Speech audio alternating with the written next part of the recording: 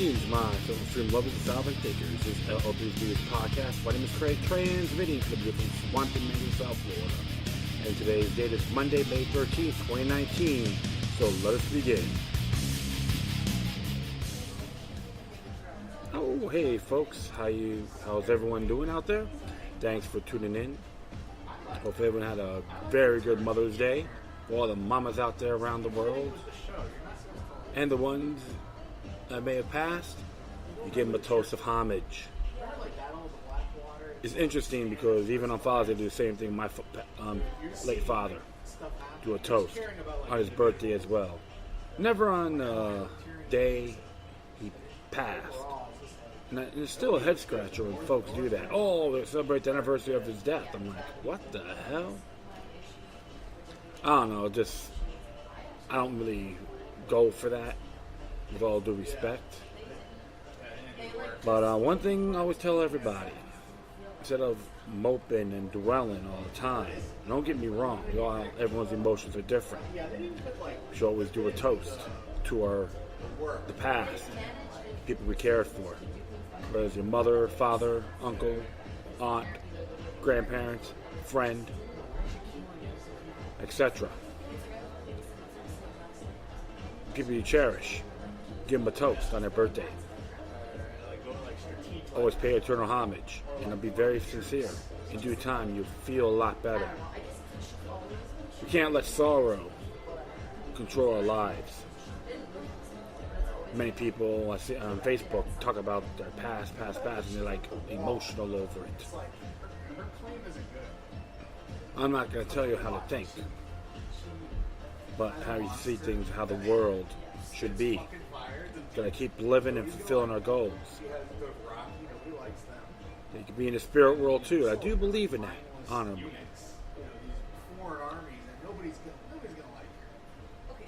And they'll be watching over us, whether you agree with that quote or not. But we're never alone. Sometimes I feel I'm a drifter by heart. But there's people out there I love dearly, and they give it I get the same admirability as well.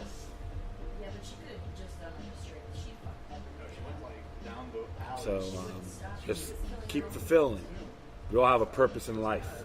Value it and share it with others. Even the history, because the past is today's greatest teacher. Yeah, I'm at Stash, 109 Southwest 2nd Avenue in the heart of the Hemisphere District of Fort Lauderdale, which is adjacent with Revolution Live and America's Backyard. Hey, here's some people chit-chatting next door. Pretty empty right now. Yeah, so has a friend of mine up in Venezuela at the Venezuelan embassy trying to protect it. Looks like there's a lot of stuff going on. Protesters, possible hired guns, are blocking access to the facility, and they're getting arrested and harassed. One person tried to hand out sandwiches, and they got blocked off, and of course, the police arrested them and so forth. Human rights. Whether you agree with the Venezuelan government or not, people have the right to protest. And if you condemn or obstruct your enemy's liberties, it will come and haunt you.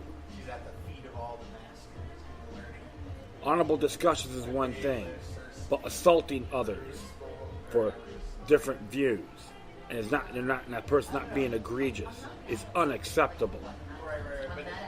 And a lot of folks maybe can come from Venezuela over here trying to stir the pot, trying to tell me how to think. Don't even go there. That's for anyone else. Maybe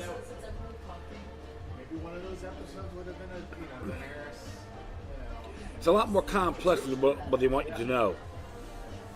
They said they could have done it. There's little folks up there that are trying to help these individuals, Americans, to make sure they won't die from starvation and dehydration. Homage to you individuals up there.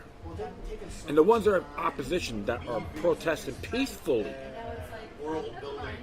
Don't get me wrong, not everyone over there are bad folks. You're always going to have a handful. I call them plants, provocateurs, infiltrators, who want to stir the ordeal as well. Beware of these individuals within your realm, because they can entrap you without you even knowing it. I did contact my elected servants. I'm making sure this has to end. If these individuals, these elected servants, I'm going to call them officials, but servants, raid the embassy, every American embassy on this planet, are in jeopardy. The term for it is blowback. Learn it. Live it. I know I said that about the book Blowback by Chalmers Johansson multiple times on the show.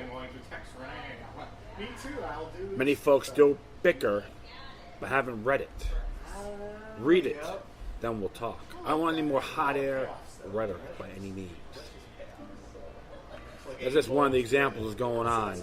A lot of crazy things are occurring. Of course, the shootings that happened in Colorado. Let's talk about that person's possible transgender. But mainstream media don't want you to know about that. And it looks like a lot of kids got a little bit ticked off, and they're trying to politicize the horrific event at STEM. And I don't blame them. Do not use people's emotions for your cause. It doesn't work. It's old, stagnant, stale.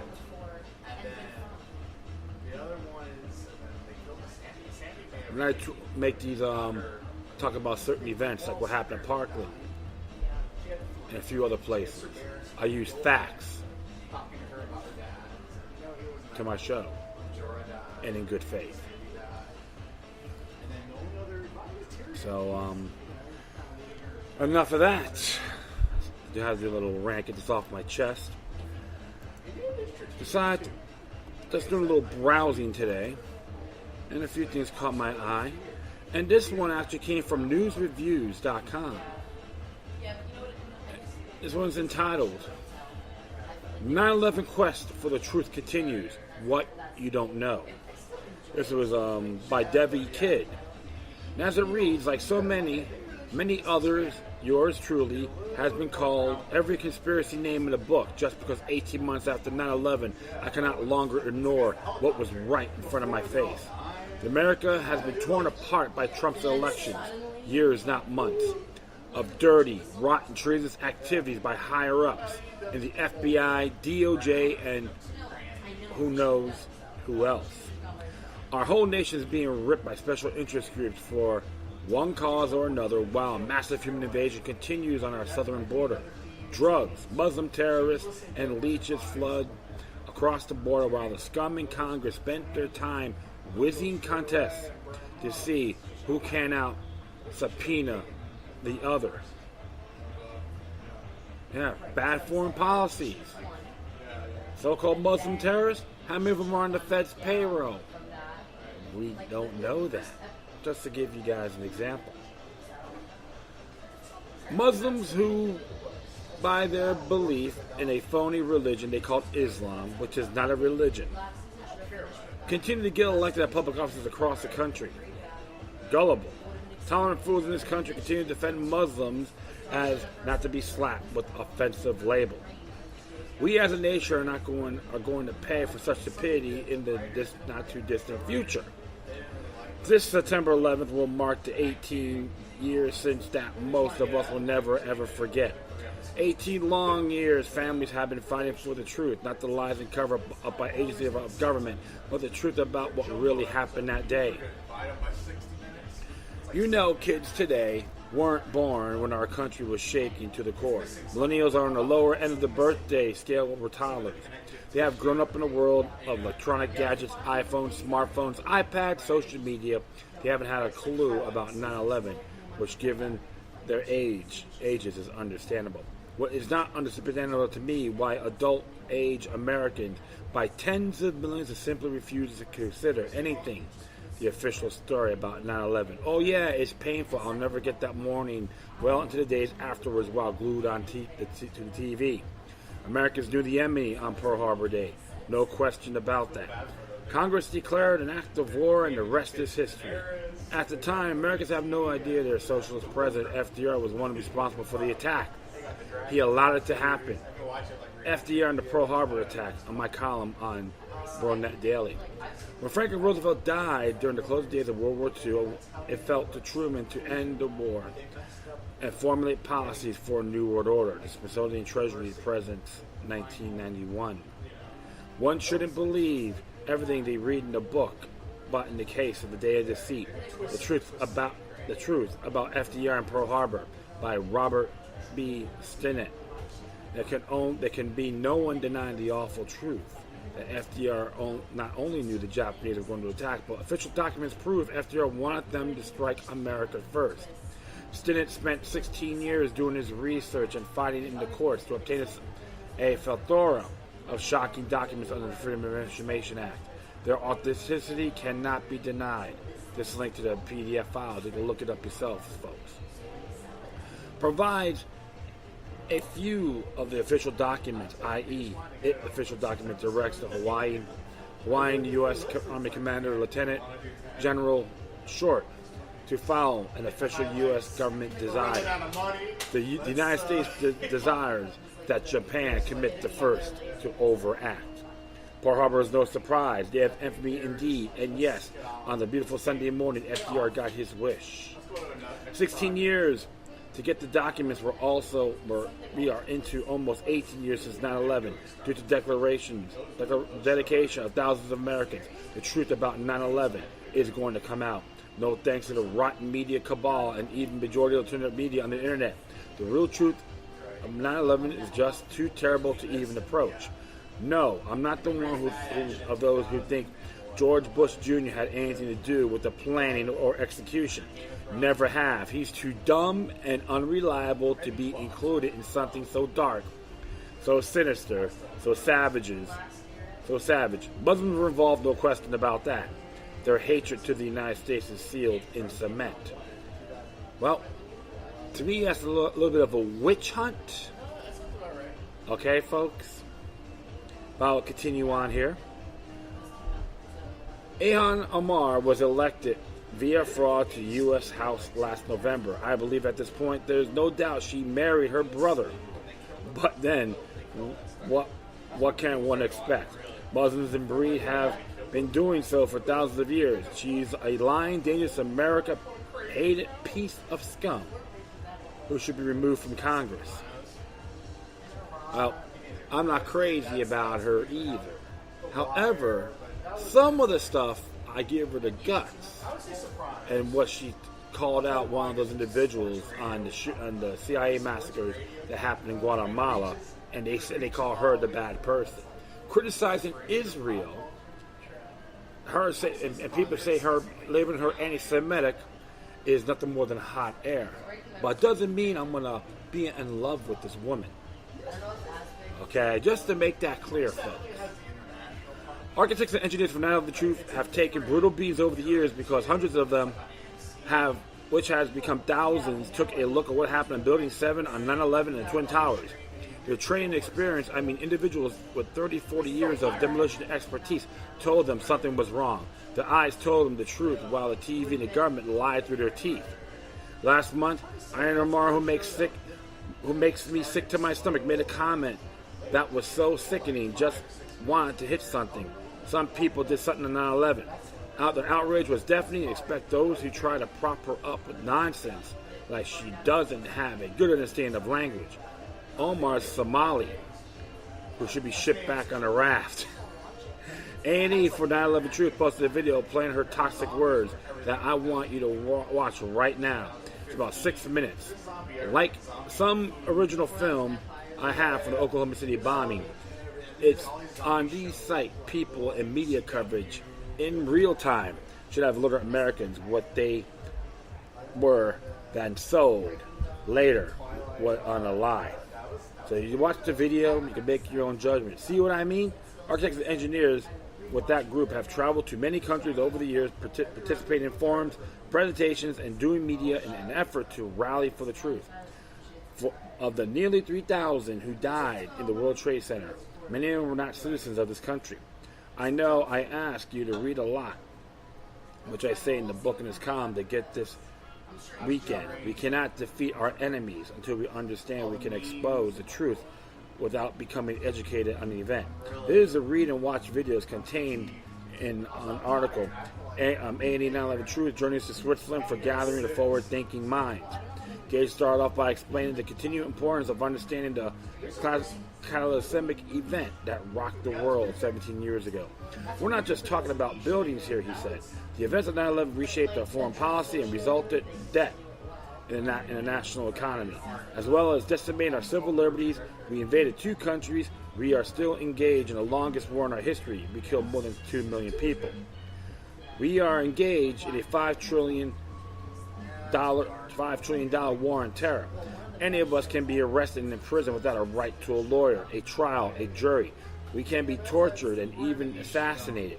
It all started with 9/11.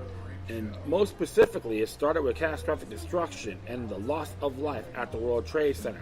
Is there any question about what really happened there? Then, shouldn't we exhaust all the means to find the truth? Simple is that, until one actually looks at the evidence and easily determines that 1, the Twin Towers could not have possibly failed in the manner of government attempt to show that they did, and 2, there is an ample forensic evidence and eyewitness testimony proving the intentional controlled demolition of not just the Twin Towers but also Building 7, which was not hit by a plane, but which imploded 7 seconds later that afternoon, 5:20 p.m. Eastern Time. After Gage finished cataloging all the signs pointing to explosive and incendiaries having been planted in all 3 buildings, the audience seemed stunned by the overwhelming quantity and irrefutable nature of the evidence he laid out. He leveled some thoughtful questions at Gage. Why would the perpetrators have done this? How could they set up all these explosives among the crews? Their work has been attacked and their reputation trashed, as well as everyone who has written a credible book seeking about the truth of what happened that day. I've covered with so many in the columns. One of the handfuls of what I consider to be a must-watch and most credible as far as explaining and seeing the deceit and lies in an independent film, Anatomy of Great Deception. If you freed more than 3.1 million, times, it will change your mind how you feel about government cover-ups. Anatomy of a Great Deception Part 2 is coming out this September. So, folks, you might have to watch this. I might have to do it, too. So, it's always intriguing when I learn about these things. Massimio Mercazzo produced a 5-hour documentary, The New Pearl Harbor. I ask you, what if your loved ones who died that day murdered on those planes that went into the World Trade Towers? Flight 93 and 77, which did not hit the Pentagon. Or Flight 77 didn't hit the Pentagon? No. Where do I go? Where did it go? I believe I know, and someday someone with enough money who wants to find the truth, I'd be happy to tell them my theory based on the only options ditching a commercial jetliner that day. Believe me, I had Trump's money, the operations would already be underway. Anyway, Mazzocco's documentary is a must, and you can do it in sections. Has made it very simple on his page. There's a 25-minute clip on his documentary on YouTube dealing with the Muslim pilots who, as you will come see, couldn't fly their way out of a paper sack, never mind the incredibly difficult time maneuvering the alleged flight path of Flight 77 to the Pentagon, the 9/11 hijackers. Hani Hajur, 9/11 pilot extraordinaire, from the ridiculous to the sublime. Flight Academy staff members characterized Mr. Hajur as polite, meek, and very quiet. Most of all, the former employee, as they consider him a very bad pilot. I'm still to this day amazed that he could have flown into the Pentagon. Former employee said he could not fly at all. That's from the New York Times. This is also a much-watched video. 37 massive breakthrough 9/11 investigation. Richard Gage and Barbara Hunger. Yeah. Check that out, folks. For those unfamiliar with Barbara Hogner, she has been a real dog with the bone. This interview deals with a grand jury, Barbara Hogner, who famously exposed the truth behind the Iran-Contra scandal in the 1980s as a member of the Reagan White House. In her book, October Surprise, now with the works with the Lawyers Committee for 9/11 Inquiry. Besides A&E for 9/11 Truth, another organization has spent who knows how many thousands of hours on this planned event is Pilots for 9/11 Truth. Pilots for 9/11 Truth is an organization of aviation professionals and pilots throughout the globe who have gathered together for one purpose. We are committed to seeking the truth surrounding the events of the 11th of September 2001. Our main focus concentrates on the 4 flights, maneuvers, and performed in the reported pilots. We do not offer theory or point blame at this point in time. We do not accept the 9/11 Commission report. The Commission immediately set up to fail, according to the chairman himself, nor hypothesis as satisfactory explanation for the continued gross violation of the United States Constitution being committed by the government agencies and the sacrifice every American has made to continue to make. To some others than to some more than others. We stand with the numerous others growing organization of firefighters, medical professionals, lawyers, scholars, military officers, veterans, religious and political leaders, alongside survivors, family members of the victims, family members of soldiers who have made the ultimate sacrifice, including many of the Ground Zero workers who are now ill or have passed away. When we asked for a true, new, independent investigation into events of 9/11, according to the media, MSM, and a whole lot of alternative media sites, the architects, engineers who have sacrificed so much, and these pilots with actual flying experience, the same model commercial jet airliners are nothing but conspiracy nuts who don't know what they're talking about. Really? They all have nothing better to do to spend years of their lives trying to get the truth to the American people? This is what's going on right now. I hope you take the time to read the links below, and hopefully millions of social media networkings will see what's going on in this deadly series. If you think war is being waged against Trump by the unseen hand, aka Deep State, is something blowing up, 9/11 will be a Category 10 hurricane. And this is right here, 9/11 Grand Jury and Unprecedented Opportunity. What transpired last month is without question the greatest step forward of the 9/11 Truth Movement has ever taken forward about bringing a real investigation to the events of September 11, 2001. In a letter dated November 7, 2018, the U.S. Attorney for the Southern District of New York notifies the Lawyers Committee for 9/11 Inquiry that he will comply with the provisions of 18 U.S. Code Section 3332, require him to present to a special grand jury with Lawyers Committee's reports earlier filed earlier this year of unprosecuted crimes at the World Trade Center. This means a 23-member grand jury vested with subpoena power and the authority to take sworn testimony will hear the voluminous evidence on the 9/11 on the World Trade Center's demolition, and will have the ability to conduct through a thorough investigation that results in indictments against suspected individuals. In other words, what the 9/11 Truth Movement has been working for 17 years. Lawyers Committee named names in the grand jury filing March 12, 2019. There's a lot of links on here, folks, but please, you can check it out yourselves. Today's Lawyers Committee for 9/11 Inquiry, with whom AE 9/11 Truth has partnered in our ongoing grand jury investigating project, announced the filing of a petition supplement naming persons who may have information material to the federal grand jury investigation of the World Trade Center explosive demolition on September 11, 2001. The 33-page document contains 15 different categories of persons who may have information material to the investigation, including contractors, security companies that had access to the World Trade Center towers before 9/11, persons and entities who benefited from the World Trade Center demolition and persons arrested after being observed celebrating in September the World Trade Center attacks. And there was interesting there because Larry Silverstein could be a suspect.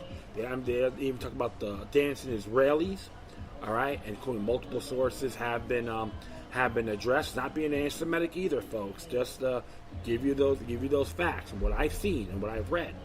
All right, and it's not hard to look up. So definitely check it out.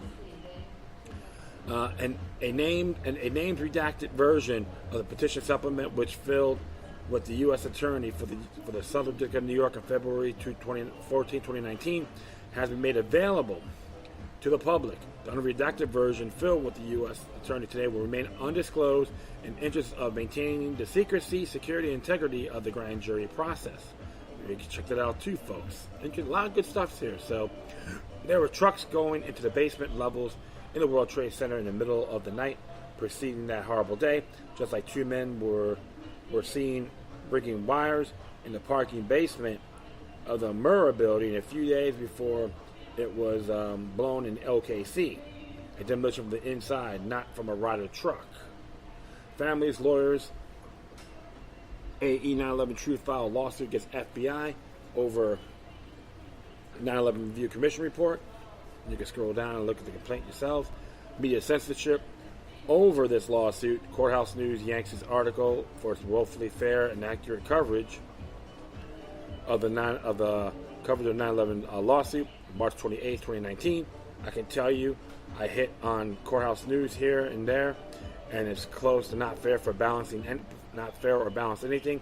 If the masterminds behind 9/11 think they're going to get away with it, well, they might pass away from old age, but one way or the other, just like Pearl Harbor, the truth will be exposed to the world.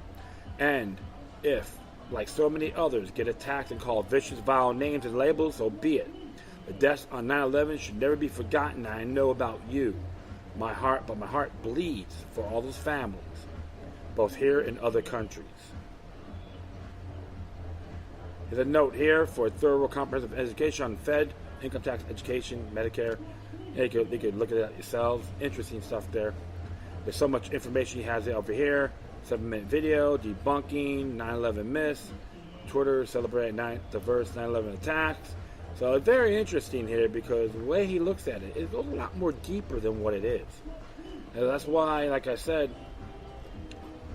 you could disagree with someone's creed, but if they're going to go collective witch hunting, that can be very dangerous as well. And I've called out individuals and even elected servants on this matter. I always said this too, that September 11th was a New World Order agenda, regardless who's involved. There's multiple elements, rogue elements in governments.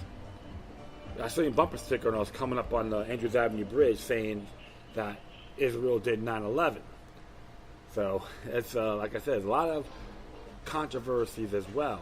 And don't like saying with dancing Israelis, yeah, I can use rogue elements. I'm not going to attack a country collectively or people. Like many of them say 9/11 was an inside job. Too vague. So I'm pretty convinced in good faith on the theories who can pull it off. Criminal element in the United States, Britain, Israel. All right? I think rogue elements.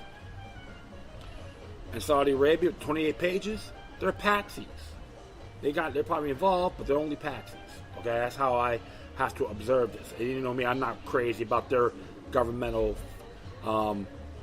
ideology. But one thing for sure, my friends, in due time, it's going to happen. And it is not the Pearl Harbor, it is not the Kennedy assassination, not the 40s and 60s anymore. Stuff is coming out a lot quicker. We can cross your fingers. I am excited because a lot of individuals out there suffered too damn long. Not just in the United States, but around the world. The war on terror is a conflict towards not just the people outside this planet, but the Americans as well. It's a one huge ripple effect. Like I said before, I am not crazy about Congresswoman Amar. and I judge people by their actions. She talked about we need tougher gun laws, right? Well, she hasn't learned anything about Rwanda in the continent of Africa, which is near Somalia, so right in that region, if I'm correct. So you gotta look at. But it's an exciting time to be alive, folks. So I recommend everyone check these links out on this article. Observe responsibly. And don't worry about the creed, the faith, or anything like that. Tyranny comes from all walks of life. Justice will be done in due time. And hopefully, the individual myself will see it with my own eyes. So yes to freedom, no to tyranny, and defy the New World Order. Speaking of Orwellian,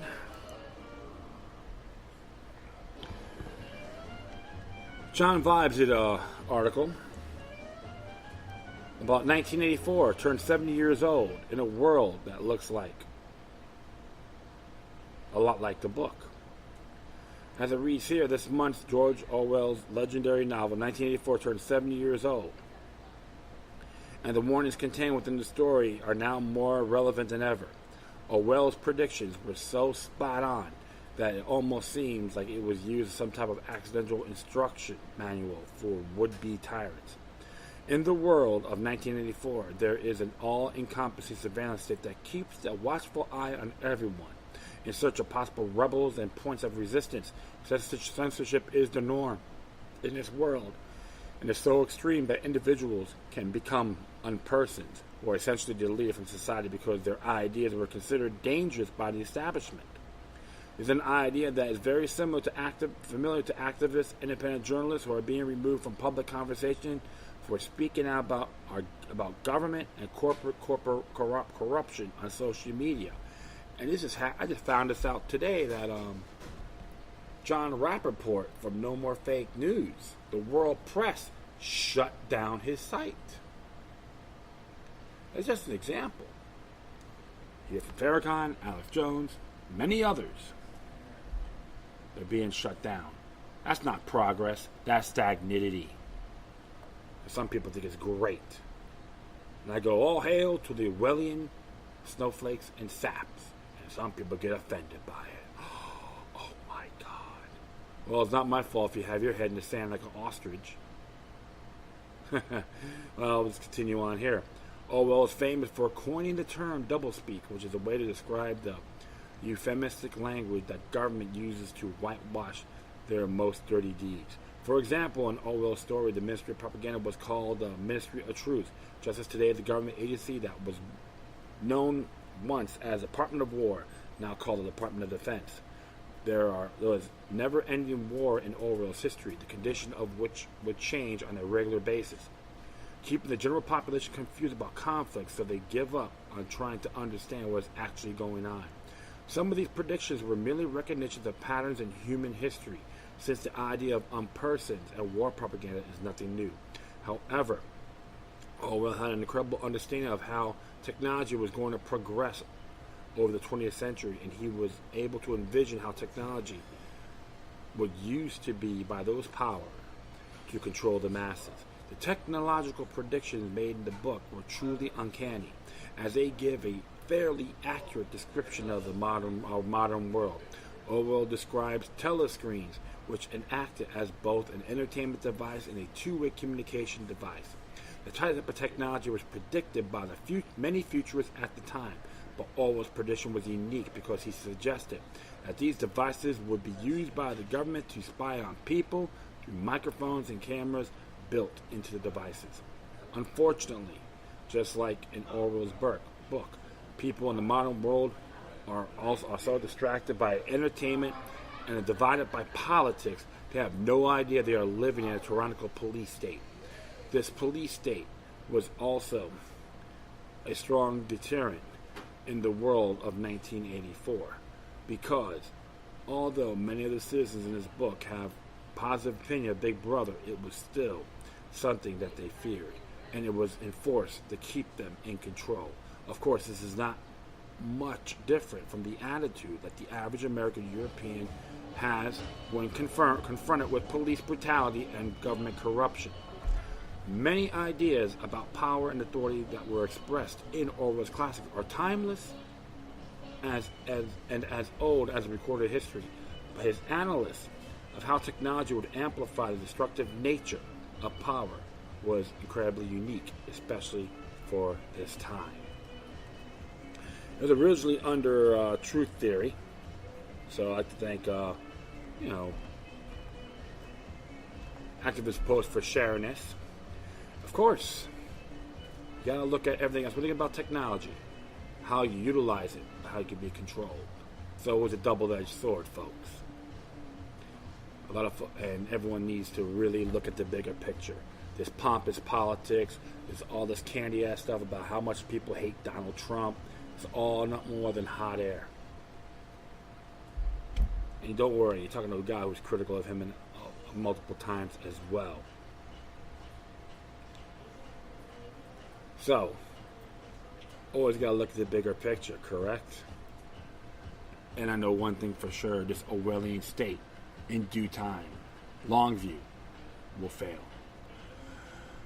But you got to give Orwell kudos for this. Alright, next one here, from the Consortium News. I always like talking about these, reading their articles. Sweden reopens 9-year-old rape investigation against Julian Assange, seeks his extradition. Oh, they really have this witch hunting fetish, do they? The Swedish prosecuting authority announced at a Stockholm press conference Monday that Sweden would seek Assange's extradition from Britain to face investigation on a nearly decade-old allegation of sexual assault. This is by Joe Loria. Sweden's Deputy Director of Public Prosecution, Eva Marie Persson, said Monday that Sweden would seek extradition of Julian Assange for facing nearly a 10-year-old allegation of rape. Assange is serving a 50-week sentence at Belmarsh Prison in London for skipping bail in a rape case in 2012. Assange had lived in the Ecuadorian embassy from June 2012 to April this year, when Ecuador lifted his asylum and allowed British police to enter the embassy and arrest him. On the same day, the United States unveiled and sealed indictment accusing Assange of intrusion into the government computer. The U.S. also filed an extradition request for Assange. Persson told a press conference in Stockholm on Monday that it would be up to the British authorities to determine which extradition requests to Sweden or to the U.S. would take precedence. I recommend none at all. She also said she wouldn't speculate on the extradition request from the U.S. to Sweden, since one had not yet been made. Persson says her decision was based on evidence which she said was sufficient to suspect Assange of rape. Swedish authorities had twice dropped the investigation. The first time just weeks after the allegations were made into August 2010, and a arrest warrant was canceled on August 21st. The Swedish Chief Prosecutor Eva Finn said that day, "I don't think there is a reason to suspect that he has committed rape." Assange left Sweden for Britain with Sweden's permission in September. When he arrived in Britain, an international arrest warrant was issued for him on April 18, 2010. Assange turned himself in on December 7th and was released on bail. He fought Sweden's extradition request after Sweden refused to give his lawyer an assurance he would not be extradited to the U.S. When the final appeal was lost, Assange asked and received political asylum in Ecuador's London embassy. Assange said he would welcome Swedish prosecutors to come into the embassy to question him and prepare a written statement, but documents uncovered by a FOIA request by the Italian journalist Stefano Marizzi, showed heavy pressure from the British government on Sweden not to come to London. In 2017, Swedish prosecutors ultimately visited Assange at the embassy, and in May of that year, in an investigation, which has now been revived. At the time the investigation was dropped for a second time, Katrin Axelson and Lisa Longstaff of Women Against Rape wrote, the allegations against Assange are a smokescreen behind what the new numbers of governments are trying to clamp down on WikiLeaks for having audaciously revealed to the public their secret plan of wars and corrupt and occupations, with their attendant rape, murder, and destruction. The authorities care so little about violence against women that they manipulate rape allegations at will. Assange has made clear he is available for questioning by the Swedish authorities in Britain or via Skype. Why are they refusing this essential step to the investigation? What are they afraid of? The statute of limitations of rape allegations runs out in August 2020. Person said the investigation would end after that if no charges were filed against Assange. The rape allegation was made by Anna Adren, a Swedish national who later admitted in a cryptic tweet she was not raped. One moment here. Alright, says here, and as I continue on, Adren's lawyers have held a press conference at 7:30 Eastern Daylight Time on Monday. Arden said through her attorney that she was relieved that the investigation will be restarted. Okay, so she says she's not raped, but the investigation will be restarted. Interesting there, right? Greg Barnes, Assange's Australian lawyer, tweeted, Sweden's request to reopen questioning after closing their files twice is extraordinary. This is abuse of process. I can't disagree with that. It's like, let's all crucify Julian Assange for being a free thinker, a critical thinker, and he's inspiring people around the world. See, that's what part of the Orwellian state is, my friends. Everything I'm reading is like coexisting right now, right? Yeah, all the propaganda machines and him being crucified. Come on. Yeah, many of the folks here, I know a lot of folks are questioning, and many others are still in the clouds, I would say.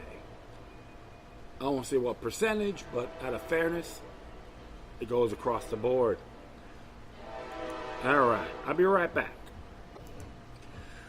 Yeah, so that's just how it is. You know, this whole thing, Orwellian and all that, propaganda machine as usual. Justice for Julian Assange. Because critical thinkers are a threat to the one world order. We're going to do one more here, which y'all can say is globally related. It's from the Future of Freedom Foundation. I haven't read some of their work in a while. I should. And it says here, Iraq Déjà Vu with Iran by Jacob G. Harmberger. Given U.S. National Security Advisor John Bolton's war-provoking antics with Iran, I'm getting that déjà vu feeling with how President George W. Bush and this team of interventionists took the U.S. to war with Iraq. Of course, the first question that naturally arises, who the real acting president, Donald Trump or John Bolton? Washington Post reports that Trump is laminating that Bolton wants to give him into a war. So who's in charge, Bolton or Trump? Second that arises is whether Bolton will succeed in achieving war with Iraq, either by provoking an Iranian attack on U.S. interests or just concocting an attack which would then enable him to exclaim, we have been attacked. We are innocent. We had no idea that this was going to happen. We are a peaceful regime. We are a force for good in the world. Unfortunately, now we need a carpet bomb Iran to defend ourselves. As John Bolton with that sinister look, right? After all, isn't that what happened with Iraq? A country whose government never attacked the United States or even threatened to do so? Hundreds of thousands of Iraqi people killed, tortured, maimed, or injured. Countless homes, businesses, industries, roads, and bridges bombed and destroyed. A brutal and ruthless multi-year military occupation to protect a crooked, corrupt, and tyrannical puppet regime. All build the false label, Operation Iraqi Freedom. All of which gave the rise to ISIS, which then became the new official enemy with which to scare the American people and embark on a new imperialist adventure. and all against a country whose government never attacked the United States or even threatened to do so. When the report began coming out about the future and sex abuse conducted by the U.S. forces in Abu Ghraib prison, I read an account on one Iraqi man who exclaimed during his torture words to follow the following effect: "Sir, why are you doing this to me? Sir, please stop." First thing that hit me was his use of the word "sir" to his U.S. torturers. It was a sign of respect for U.S. officials. The second thing that hit me, the genuinely sincerity in asking the question. The man really didn't know why he was being tortured and abused. Neither nor his government had ever attacked the United States. Why torture or abuse a person who has done hasn't done anything against you? That's why he wanted to know why U.S. officials, obviously respected by his use of the word "sir," were doing that to him. Of course, U.S. officials still maintained with straight faces that the invasion was just an honest mistake. The idea is that public officials, like everyone else, makes mistakes, and that was this one of those instances. They say that President Bush and his minions really believed that Iraqi dictator Saddam Hussein had the weapons of mass destruction, and that there was a reason they invaded. It was just an honest mistake, they say. But then, how does that explain the brutal and ruthless multi-year occupation of the country, and occupation that continued killing, injuring, and torturing, and destroying people whose government had never attacked the United States? When a mistake is made, the natural thing to do so is acknowledge a mistake and apologize for it. If Bush and his cohorts had really just made a mistake, they would have said they were sorry and immediately brought all U.S. troops home. They didn't do that. They kept them there, knowing that they're bringing ever more death, maiming, torture, and destruction to people who had never attacked the United States, and for 7 years after the initial invasion. It's also important to place the Iraq invasion into context. Faced with the loss of the Soviet Union as an official enemy of the United States was the end of the Cold War. In the 1990s, Bush's father, President George H.W. Bush, converted Saddam Hussein, the dictator of Iraq, into America's new official enemy as part of the Persian Gulf intervention. Easily defeated Saddam's Third World War army, Bush decided not to send U.S. forces to Baghdad in a regime change operation which left Saddam in power. That enabled U.S. officials to use Saddam as their new official enemy throughout the decade of the 1990s. Saddam became a national obsession. For some 10 years, intervention is constantly laminate. Bush Sr. had not gone all the way and removed Saddam from power. That's what the brutal sanctions on Iraq were all about, which killed hundreds of thousands of innocent Iraqi children.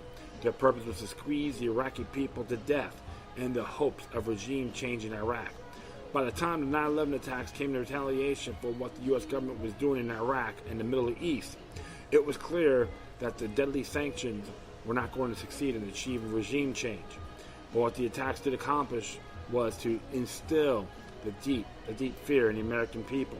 And Bush Jr. and his regime change cohorts knew that they could use to their advantage. Quo bono, who benefits, right? They knew that Americans would automatically, without any questions, believe and trust whatever Bush and his cohorts said they want once they conjured up an image of mushroom clouds over U.S. cities. That's when Bush and his fellow interventionists decided to abandon sanctions as a way to oust Saddam and instead the use direct route of regime change invasion. Since Saddam refused to provide them with an attack of U.S. interests in the Middle East, they simply concocted the WMD scare to justify their invasion of Iraq. Countless Americans support the invasion based on the notion that Bush must have access to information that was not permitted to share with the American people. I was one of those individuals that was proud to say I opposed it, my friends. It was a packed house one time at this it's called TeknoAxe, and I'm like, you tyrannical New World Order son of a bitch. I said something people that looked at me, was like, wow. But now they'll probably say, man, that nut job was correct. Through it all, Bush also claimed that this invasion was simply designed to enforce UN resolutions against Saddam's supposed possession of weapons, WMDs. Never mind that only the U.S. can enforce UN resolutions and that the UN opposed Bush's invasion. And never mind that reliance on the alternative rationale for invading obviously weakens Saddam about to attack us rationale for invading. Why were Bush and his people so convinced they would find WMDs? Because they had the receipts for them. It was the U.S. and other Western allies of Saddam who had furnished him with WMDs in the first place to enable him to use to kill Iranians in his war aggression against Iran in the 1990s. Actually started in 1980, by the way. Which will bring us to a full circle back to Iran. Whereas John Bolton is pulling another Iraq with his war-provoking antics against Iran. If he's successful, the same massive death and suffering the U.S. government unleashed on the Iraqi people will be unleashed on the Iranian people. Did I mention that Bolton served in both George H.W. Bush and George W. Bush administrations? Déjà vu indeed. Absolutely. One of those things, my friends. We gotta bring all of our troops home. I oppose the invasion of Iran or attacking the country. It's been talked about for a very long time. And yes, I am proud to say that. It doesn't matter if you agree with me or not.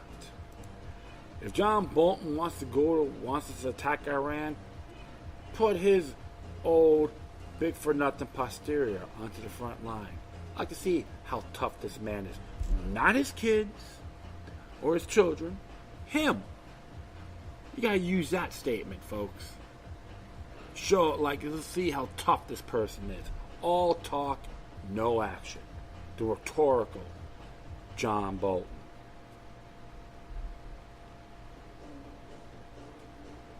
And all your individuals out there.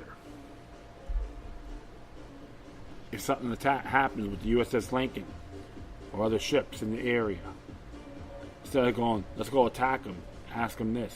Why the hell you're endangering our fellow brothers and sisters that are serving on the front near the Persian Gulf or Iran, coast of Iran? Ask that question. Ask them, when are we going to bring all our troops home? When are we going to stop an empire? Stop extorting my money to these unconstitutional or illegal wars.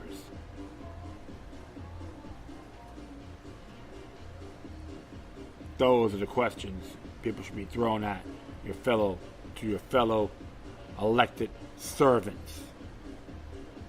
Call them all out.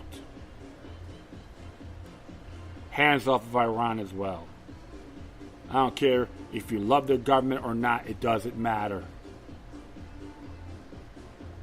If you're going to invade them, they know that terrain really well.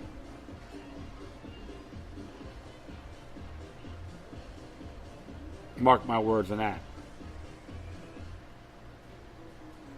Let them, if they want actual true regime change, let them do it organically.